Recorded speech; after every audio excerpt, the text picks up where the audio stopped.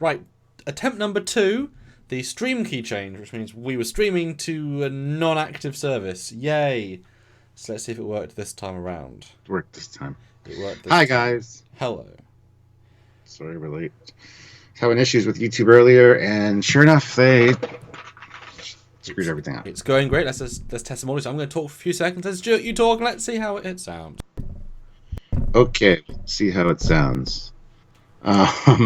What is up, guys? Welcome back to Trekyards Live. We're going to be talking about the Romulans today, specifically, just kind of the Romulans in general, not just specifically in Picard, but kind of all their appearances, and maybe I don't know what we're specifically going to talk about, because Foley is a little loud, they say. Of course they do. We will get that fixed for you. But yeah, we're going to take a look at the Romulans, most of their appearances, and just kind of discuss. Because they have been around since TOS, obviously, and then they've put in Enterprise, kind of retconned in Enterprise a little bit, so. It didn't seem to change on my screen, but hopefully I'm now sounding louder to coexist with your louder, because it changes every single goddamn time. Well, here's hoping. I'm really getting sick of the OBS and Skype setting thing. Really. But yeah, I mean, hopefully you guys are fans of the Romulans, the Romulanushka. Okay, well, that's as good as I can do, so there we go. But yeah, hi Stuart. So we've already filmed our entire week's worth of videos, so we are done on the editing, filming side, I'm not on the editing side. And so we're thinking, what should we discuss? Because this episode, that's kind of a problem with these sort of episodes, where there's it's a continuing story, so discussing anything huge is difficult, because obviously the story's developing. But I suggested about the Romulans, because we get this big revelation with the Gemak Tar, British Tar, Soaring Soul, I don't know, the group, whatever they're called. The Zhat Vash. Yes, and obviously we got a lot of Romulan characters talking in this episode. I mean, yeah, actually, we have...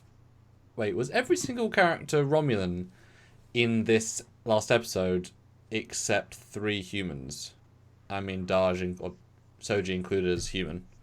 Well, you think the Commodore is Vulcan, yeah, so... take her out of that, but... I'm kind of convinced she's a Romulan, personally, but, I mean... 1, 2, 3... It's at least half, isn't it?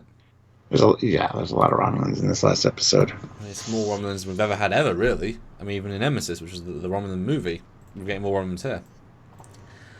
And so far, I think, you're a big fan of the Romulans, so far I think not disrespected. I think they could easily to be overused in a sense, but I think going well so far, would you say, Stuart? I would say so, yes. Cool. They've always had an air of mystery about them, and I love how she actually says in the episode when they mention the Romulan secret police or the Tal Shiar, she said you can put the word secret in front of any aspect of Romulan society. Yeah. So some good lines. Right, I'm going to start sharing. So yes. See you in a minute. Yes. So guys, this is the part of the show where I tell you guys that it's important to support your boys. If you want the show to continue, great way to do that is by helping us out via Super Chat, which Eugene just did, which I'll read in a second. Eugene, thank you very much. Or hitting us up on PayPal. The information for the PayPal is down below. Or just, joining us on Patreon. Patreon's an awesome service. It's a monthly subscription type of deal where you put in a couple bucks a month and you get to help us out. I mean, even if it's $5, it's less than a cup of coffee or 2 cups of coffee. It's monthly, so it's not a large amount out of your account. But PayPal is a great way to help us. The YouTube algorithm is such that it sucks, and a lot of people don't get notifications for the lives or our videos, so they don't get all the views that they really should. Plus, the YouTube ad revenue has kind of been shitty. We've gone through 2 ad apocalypses now, and we got the COPA thing and all that jazz going on. So anyway, revenue is going down. So a great way to help us out is just by super chatting, joining us in these conversations, being part of the community, and having your voice heard, your comment read, your question answered. You know the routine, guys. I don't have to tell you. But since he's sharing, I got time. So you know.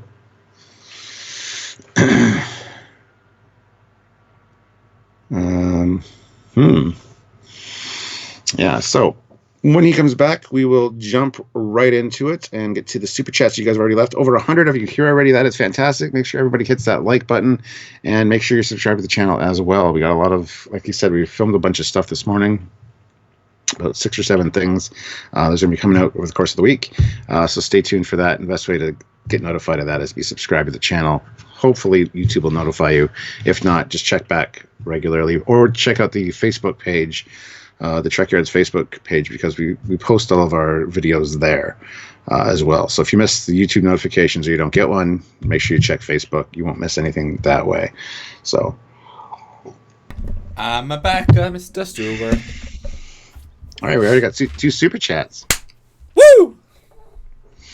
So the first one is our awesome friend Eugene throws in 1,000 rubles and says, for Romulan checkpoint supervisor, aka the guy with the mohawk, aka Marty Matulis, known for playing background Baku, Zindi, and Riemann characters. Right. Now I know that. Yeah, I liked him a lot. He was odd, but just the right kind of odd. Yes. And what I appreciate the most about it is that he still felt like Romulan and wasn't mean, wasn't disrespectful. I like when you make him nice enough people, you know? I like when they're just people happen to look weird. And I already had a picture of him lined up, Eugene, so there you go. Just for you. Thank you. Yes, we knew we'd be discussing him at some point. And I hope we see more of him. Kieran, because he's so weird. Yes. Yes. Kieran JL Henfling. Hello. $5 Australian. Thank you. Oh. You guys are awesome. You make my days a lot more enjoyable. Aw, that's awesome. Thank you. Thank you. Appreciate that. That means a lot. And speaking of, just to plug our current shows that have already come out this week, it's only Monday. Yeah, it's only Monday. It's only Monday. But we released 2 videos on Saturday, 2 on Sunday, and 2 today. Just because we haven't been live since that. So just to pimp ourselves out, we looked at the $23.99 Admiral's uniform on Saturday. It was our analysis, looking at careful pictures. The Johnny designed shuttle / transport was also on Saturday, gold ship. Then a detailed breakdown of the uniform, the standard uniform, was on Sunday, and a look at the rescue fleet now in higher detail and cleaner pictures again on Sunday. And then today we've had, first video was called The Mars Incident, Trekyards discussion, with, I love the thumbnail, it's just the eyes.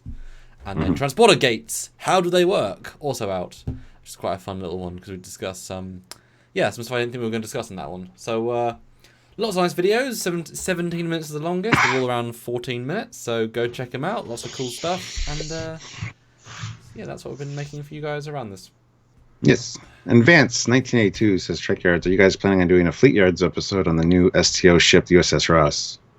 Well, if it's an STO ship, we would do a Trekyards episode on it, not a Fleet Yards episode. Oh. And probably, at some point down the road, there's a lot of Star Trek Online ships we want to get to, so... I do have a Star Trek Online folder, as I think you know, because I got Thomas Romy to help us out with that. So I've got a selection. Nice. I was more prepping it for pre-Picard, and then Picard happened. I mean, this obviously takes up all of our time. But yeah, I mean, Star Trek Online has some truly excellent stuff. And it's their 10th anniversary, basically today. And they're releasing a special bundle, which is very expensive, though. I converted how much it was. It's like $150. But you get 10 ships, basically all of the 10 main ships, all remastered, looking amazing, which is great, and you get stuff with them, but it's like, whoa!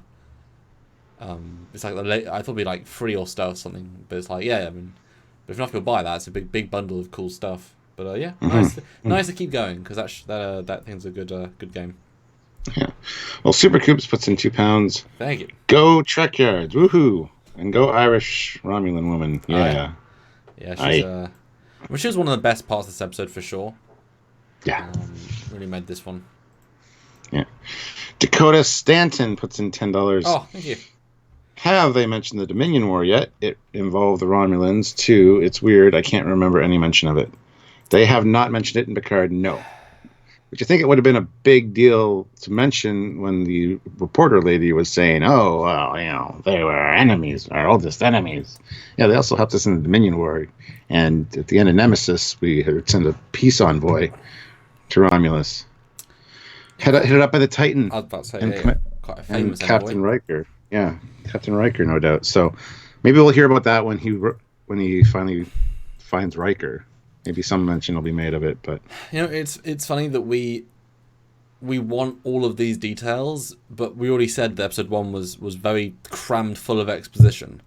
So we're asking for more things. Just nice to have more spread out. I'm gonna get a picture of that news reporter, because that entire scene still plays disingenuous to me. I think obviously they're rebuilding the world of Star Trek for this show, and based on certain people's interpretations of events and also going forward. But often that can feel like they're sort of missing a lot of the point. Missing key events and what they mean because they might not fit with the narrative they're trying to represent. And okay, question then for you. If your message is good and positive, can you ignore and rewrite and add different motivations to things in the past if it's for a good cause?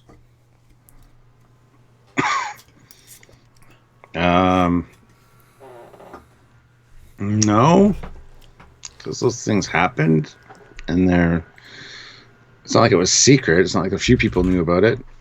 So I would say no. I don't know exactly where you're getting at with that, but no, I just mean that you're right. That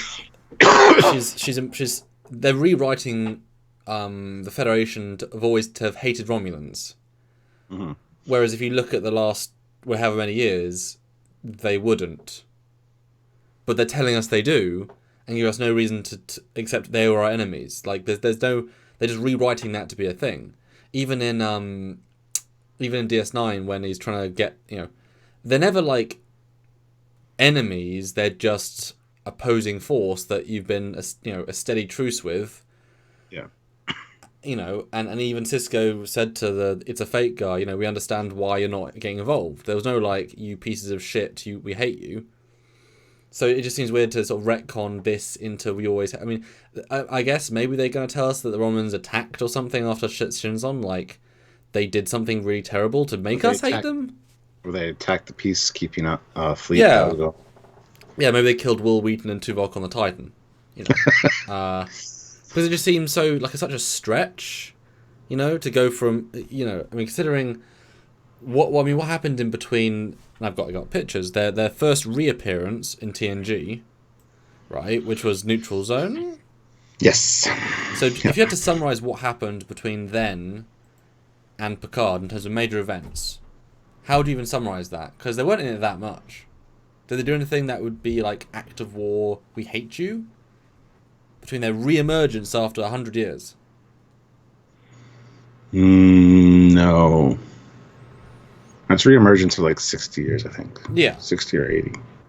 But yeah, no, they didn't really do much. It was always a cat and mouse game, as they said. It's always cat and mouse game with them. Always just dancing along the edge of the neutral zone, causing little issues and testing the Federation a bit. Mm-hmm. But it was never anything serious that I can recall, anyway. And then even the instance that they knew were Romulans, I remember when then Duras tries to let them into the Klingon Empire, and they know they're Romulans, they know they're trying to do bad things, but did that get public? Like, did they go back home and say, oh, by the way, the Romulans try to start interstellar war, just to by the way, or would they just not confirm that for diplomatic sake? I feels like you wouldn't spread that. No, you wouldn't. You definitely wouldn't, because you don't want to do that spread that kind of stuff to your populace.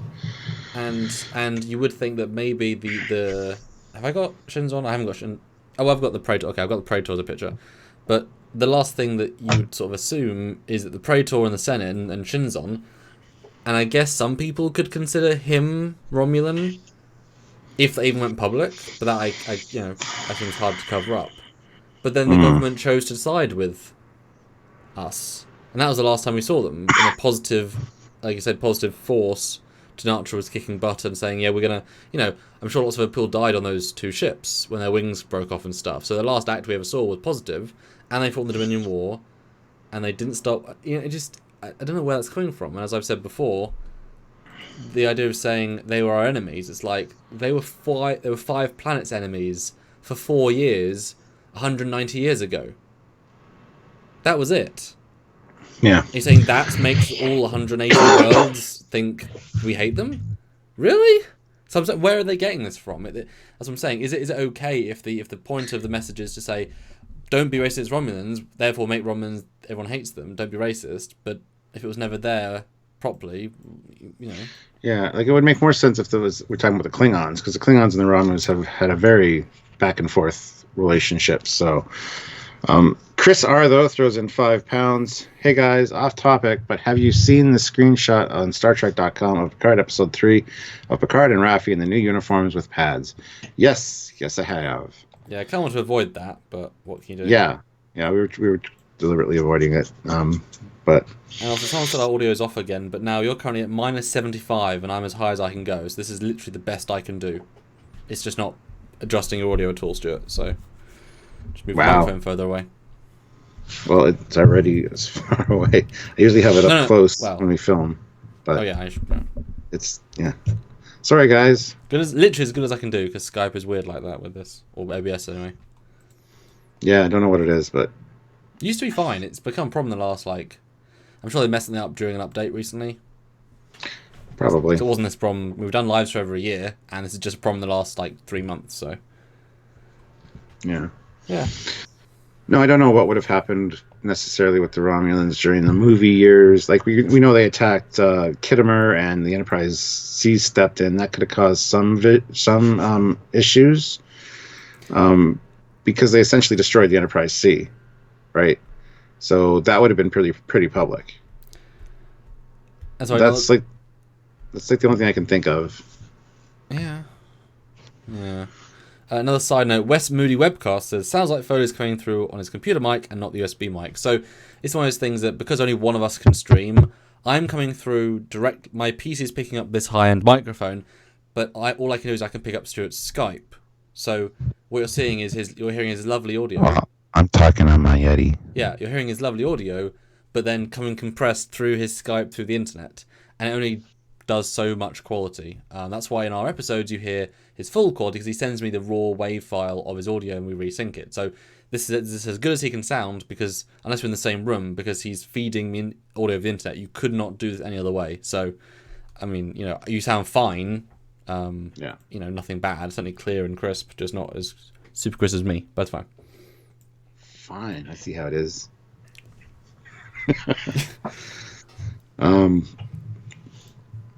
But yeah, I mean, the hatred would make a lot more sense coming from Klingons than from the Federation.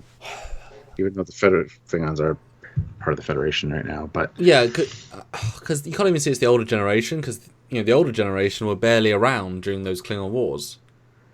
Certainly, no one discovers alive, and then TOS is a Cold War, and then look at all the good stuff that happened after that. You had decades of peace, so even the Klingons you wouldn't think wrong. Now, if they'd say Gorn, who the hell knows what? The Gorn are always dickheads, it's fine. But then I think they might have to invent something, maybe in the Verity flashbacks. Give us some sect of Romulans. Maybe as they knew the sun was being destroyed, one set just wanted to lash out and they started attacking colonies, just like suicide, massacre, death squad people. And it was just civilians, just kill people. Or maybe, and again, this is whatever. Maybe the Romulan. And again, please, guys, I know you're talking amongst yourselves, but do respond to what we're saying, because we like to bounce off you guys.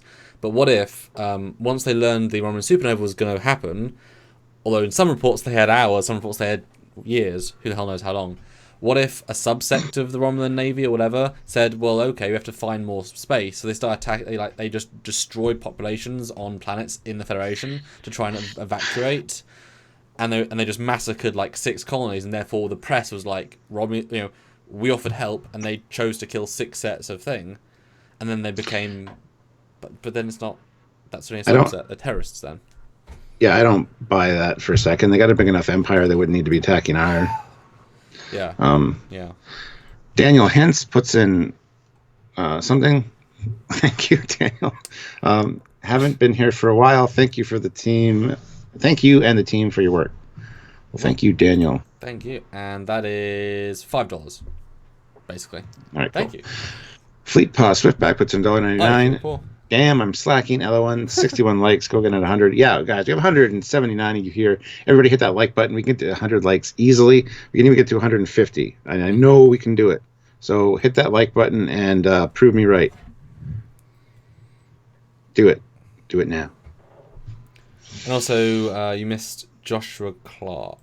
Super chat. Oh, I'm sorry, Joshua. My bad. $1.99. Any speculations on how many Romulans remain? No. Considering there are only 900 million left that the Federation had to help out with, I assume they got a lot of their population off of the planet.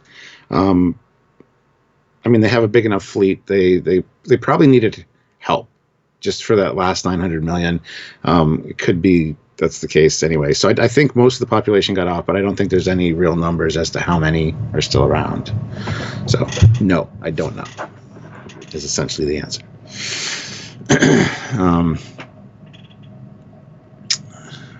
Matt Deckard says, worse than having a Death Star around, we're going to run out of planets.